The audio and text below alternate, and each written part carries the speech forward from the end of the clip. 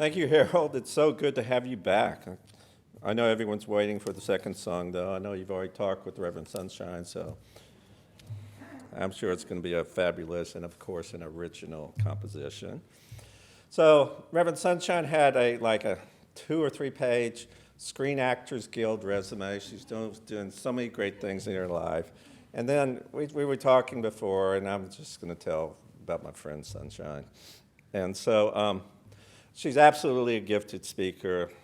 She transforms people's lives through spiritual practice. She is an ordained minister with a master's degree.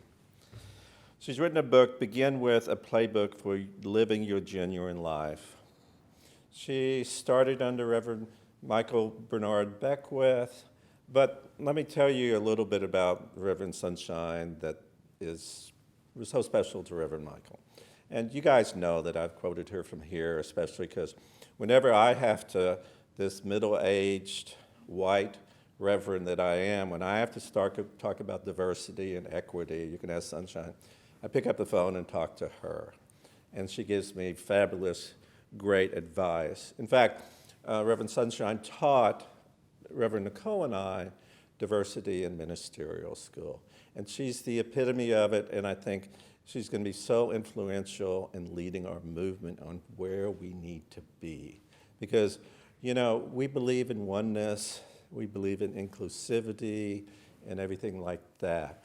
And we just need to continue to demonstrate it. Because Ernest Holmes said, you really don't know something until you can demonstrate it. And so please give an extremely warm welcome to my friend, Reverend Dr. Sunshine Daye.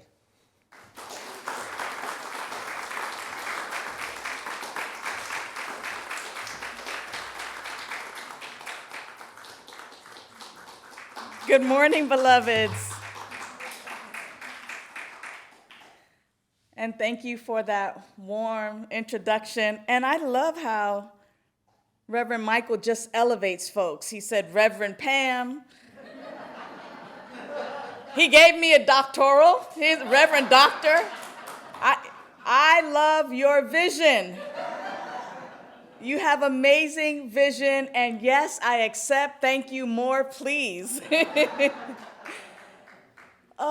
is with great joy that I greet you on this amazing morning. I bring you love and greetings from my spiritual community, the Downey Center for Spiritual Living, where I get to be the spiritual director, and I get to do amazing things like this, to come to my relatives' center. Because I don't feel like a visitor here. I am part of the family, the extended family, and your warm welcome just reminds me of how much I am loved. And I pray that my presence here reminds you of how much you are loved and adored and valued. One of my main messages always is that no human being, no life is disposable. That right where you are, the power, the presence of life, of the Most High is that you are the unique, magnificent, unrepeatable, perfect way that God shows up in human form. And to the degree in which we recognize that and know that for ourselves, it is to that degree that we actually live our genuine life, that we live our life fully. And so how grateful I am that I get an opportunity today to simply bring a simple message around one of our spiritual practices. What our title this month is open to possibilities. And the graphic today is with open arms. And I'm going to invite you to just do that for a moment and see what that feels like. Sometimes it feels victorious. Sometimes it feels vulnerable. Sometimes it feels like you're just waiting for someone to run into your arms so you can hug them. So right now, hug yourself, right? Right now, do that and embrace yourself. We are open to possibilities with open arms. And the talk today is really around one of our spiritual practices that we've been talking about as an organization for the last several weeks. I know that last week's talk was about release and letting go. And I brought to mind Ricky Byers' song where she says, you know, I feel like letting go, let God. And in her lyrics, there's a part that says, I am the life within you. It's time to release. I am the life within you. It's time to be free. And when I think about our visioning process and that opportunity for us to sit and become still, I like to call it the 3 S's. Not to be confused with anything else, the 3 S's. And I like to think about it as slow down, where we have this opportunity to just stop the rat race. Be still. Be silent. And that in that opportunity of slowing down, being still, being silent, that in that space, we have this opportunity not to begin to create and see and kind of go, ooh, I want this, or ooh, I want that, and I want this, and I want this, and to create. We're not creating from what we've already seen. That's called visualization, where we look through the magazine, and we go, oh, I want this, I want this, I want this. We learn how to do that. It's part of our spiritual growth and unfoldment. It's life by me. And see, as we mature spiritually, we let go of control. Uh-oh, how many control freaks in the house? I see you at home, too, raising your hand. I'm raising mine because I like control, to be perfectly honest, right? But we mature spiritually to this place where we release control. That's where we let go. That was the talk last week. We let go and let God. And in this visioning process, because we've slowed down and we're silent, we enter this state of meditation, this state of what in Spanish we call attunement. In Spanish, it's really sintonización. That's what visioning is in Spanish. I know it's a tongue twister. Sintonización, which means attunement, where we begin to just simply align our small idea with the big, grand idea of God itself, where we're already one with this power and presence, but we're just consciously in alignment, and where we ask questions so that the grand divine idea of our life, of society, of our project, of this center, whatever it is that we have question about, we slow down enough and align our consciousness so that we might ask and receive that divine impress of the Holy Spirit, of God, of infinite intelligence, that grand divine idea might simply reveal itself to us. Boop, boop. You get a glimpse of it. Boop, boop, boop. It might be in a scent. It might be in a vision. It might be in words. It might be in something you hear, something you sense. But we use all of our senses in visioning. We allow our senses to just be receptive and open to receive this divine impress of what our next steps are as we begin to grow and unfold, as we begin to see our life out picturing as the life of God in human form. I like the quote by Ray Jordan. She was one of our Vision Core leaders for quite some time within our movement. And she says, in visioning, you're not trying to make anything happen.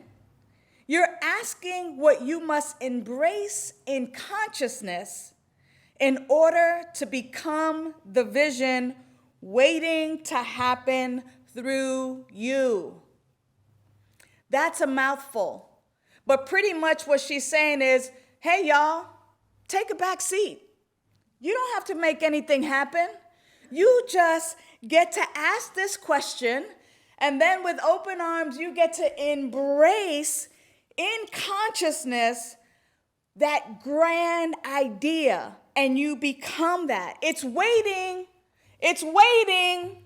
It's waiting. This grand divine idea of your life is waiting for you to become it, for it to happen through you.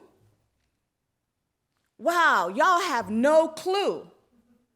We think we're living our best life right now. Some of us think, I'm living my best life right now, but wait, there's more. Like the commercial. Order now, right? Vision now, begin your visioning process now, and you get more. You are more. You are never, ever exhausted. There is so much more for us to live and breathe and see and experience. And here we are paying attention to our little selves when this grand divine idea of our life is just waiting to happen through us. So I want to just take a look at the word embrace.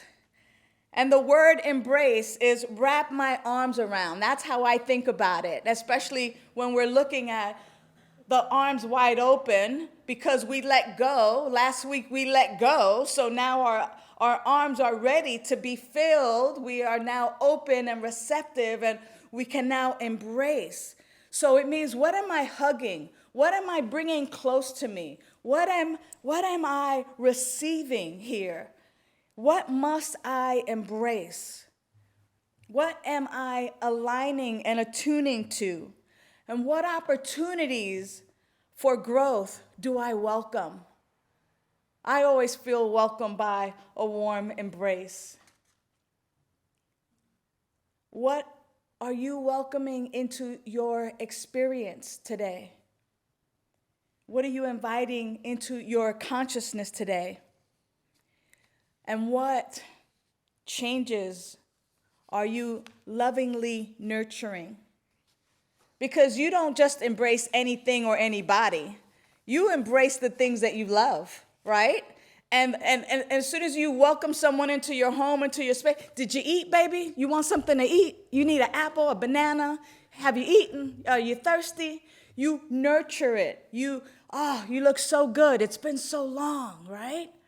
What am I embracing? In visioning, we ask that question, what must I embrace for the vision, this grand divine idea of God as my life? What must I embrace in order for this vision to be my experience, in order for this to be what I live, what I experience, what I express, who I be? And yes, that's proper English.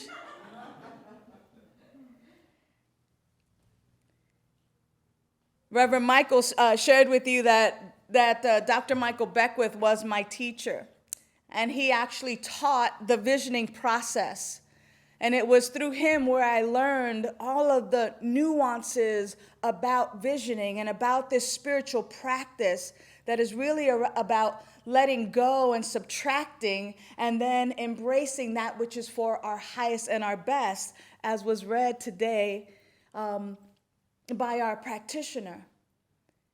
That sense brings about a freedom, the freedom that Harold Payne sang about, so that we can indeed have a bright, sunshiny day that Lindsay talked about. And here's what Reverend Michael says. He says, by asking what qualities you must cultivate in support of your vision, you come into direct contact with your growing edge. You see, many of us just want to exist, but very few of us want to grow. And that is because with growth comes a little bit of pain. Sometimes there's a little hurt, a little discomfort. But on the other side of it, when we get there, we ask, what took me so long? oh my goodness, what took me so long? And envisioning when we ask, what qualities must I embrace? What qualities must I cultivate in support of this vision? I am now asking those questions because now I am at my growth edge. I don't know about you, but sometimes I just get tired of my same old dreary spiritual practices. It's like time to make the donuts. Same, like Groundhog's Day. Same thing, same time, right? And when I feel that, I know that it is time to ask these types of questions because I've come to a plateau in my spiritual practice to where there's another step to take, another mountain to climb, another plateau to reach.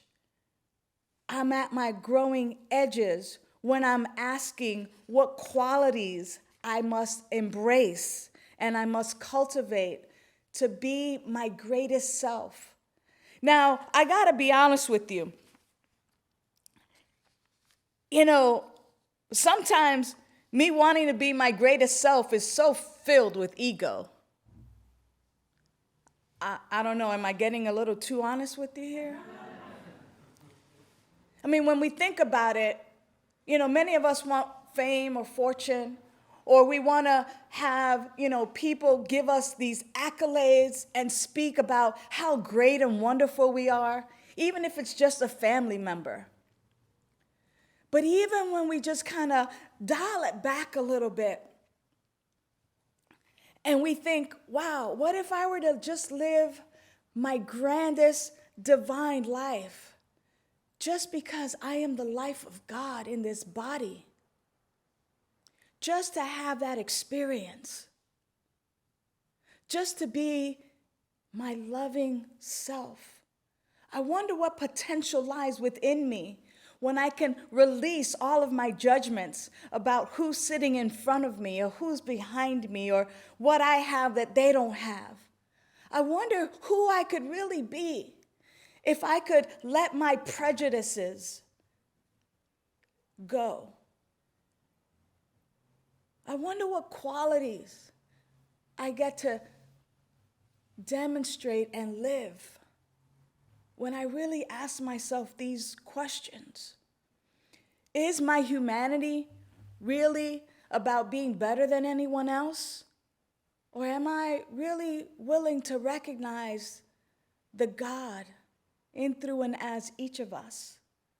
Am I ready to honor your ethnic and racial background, your height, your weight, your maleness, your femaleness, your non-binariness? Am I willing to accept your socioeconomic class and just really see you for the wholeness of who you are and how you express your godness? Or do I let those things divide us? When I really think about our spiritual practice of visioning, and I allow myself to get really honest. Am I doing this to elevate myself in the eyes of other human beings? Or am I living this for the sake of knowing that my life is the life of God and that your life is the life of God as well? Reverend Michael also says this quote.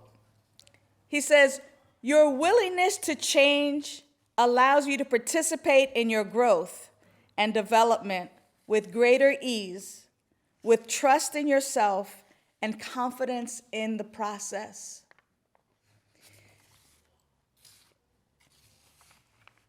My willingness to change. Am I willing to change, or am I stuck in what my parents and my grandparents and what tradition has taught me, and this is the way to do it because this is the way it's always been done? Or am I willing to change and see through the eyes of great divine, infinite intelligence spirit that I am?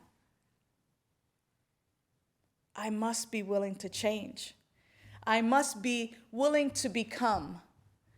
So let's talk about that word become. Become is to begin to be. I must begin to be that which I've been professing that I am, that which I have been taught in spiritual communities like this that I am. I must be willing to become that great vision that I receive when I'm still and quiet, and when I have slowed down, and when I ask the question, what is the grand divine idea for my life? You see, becoming is an act of allowing. And if you're a control freak like me, sometimes we don't want to allow. And so it's that idea of allowing that which you already are to come forth. We've been pretending. We've had these masks on, and now these literal masks on, and we've been pretending, and now it's simply time to allow ourselves to be the godness that we are. That's what become means, to begin to be. Not to pretend, not to act, but to be. That's why we're human beings. Be. We have to begin to be. I love that Wayne Dyer talks about what we must do. In his quote, he says, "You can raise your level of consciousness from ego and group dominance to what I call visionary consciousness, in which you reconnect to the mind of God." So often, we're just kind of going off on our own. And we forget. Here's sign language for forget. It's kind of the erasing of the mind, right? Forget. We forget who we really are. But here Wayne is talking about when we raise our level of consciousness, and we do that through our study. Here's study in sign language. Through our study, we learn. Through our study, through our meditation, through our prayer, through visioning, through all of our spiritual practices, such as conscious giving, which is generosity, which is sharing of our good. Through all of our spiritual practices, we raise our level from ego, edging God out, from group dominance, well, we're in the power right here. We have the power. We move and we eliminate that to this visionary consciousness, the grand divine vision for humanity. We talk about each of us is a revealer of truth. Each of us. I don't have to go through a practitioner to get to God. I don't have to go through a minister to get to God. I don't have to go through an oracle to get to God. We believe that each of us is a revealer of truth to the degree in which we are in close contact with that indwelling presence. But if I am not engaging in spiritual practice, I forget about this indwelling presence that is my GPS, that is my guidance system, that is constantly giving me the direction in which to go, but I'm ignoring it. That's why, beloveds, it's so important to slow down, be still, be silent,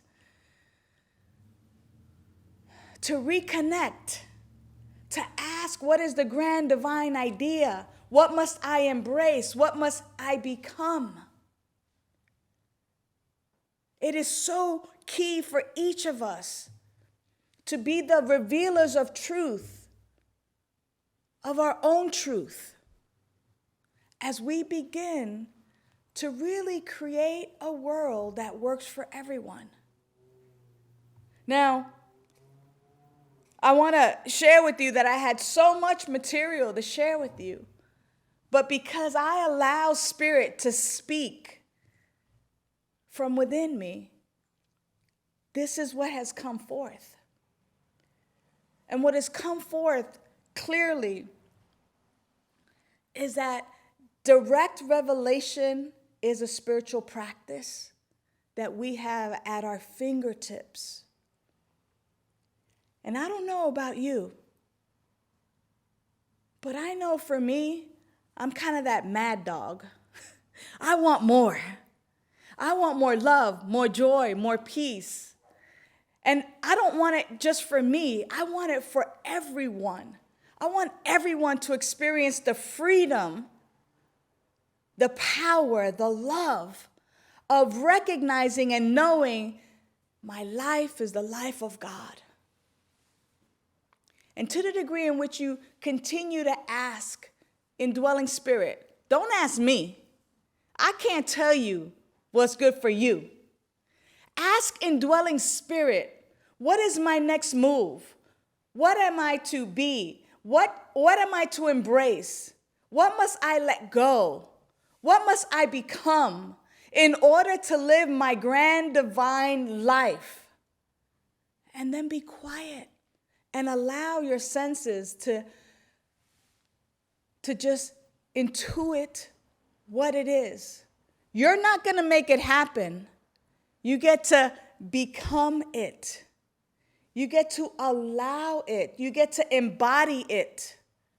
You get to be it by asking the questions. And so I guess my last question for you today is, if you don't like wearing these masks, if you don't like not hugging, if you don't like where we are as a collective consciousness, I dare you. No, I'm going to be a kid right now. I double dare you to engage in the visioning process, because each of us are revealers of truth. And as you engage in this visioning process and begin to ask those questions, as our consciousness, collective consciousness, levels up, healing begins to happen.